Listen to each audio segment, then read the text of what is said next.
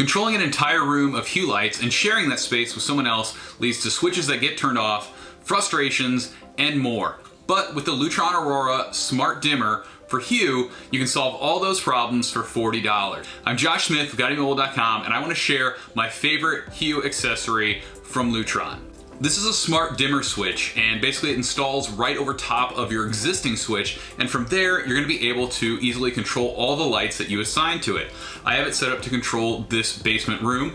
I have 4 BR30 Hue lights, and then I have 3 lamps with Hue lights, and then I also have a Hue light strip on the TV, and with that one switch I can turn it on, I can turn it off, and I can dim those lights.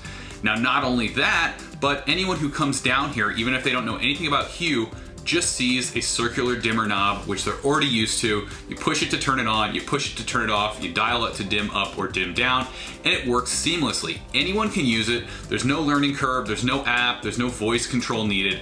It just works like a normal light switch. You take a small piece of plastic, slide it onto your light switch, and you screw that in place, and that locks the switch in the on position. From there, you take the front part, which is the actual switch, snap that on, and you're good to go. There's a CR2032 battery inside that's rated to last 3 years, and with that installed, you just open up your Hue app, you tell it which room you want that to control if you've already set up the room, or you can link it directly to a specific light. It works really great. I've had it installed. I think it's a much more elegant solution than the official Hue dimmer that is like a candy bar remote. I have one mounted to the wall right next to where these lights are. I'm probably going to take that down at some point in the future because this is a much more elegant solution and it works really well. There are a few catches. First off, it only works with Hue lights right now. You can use it with Zigbee 3.0 certified lights, but there are no other Zigbee certified 3.0 lights at this time.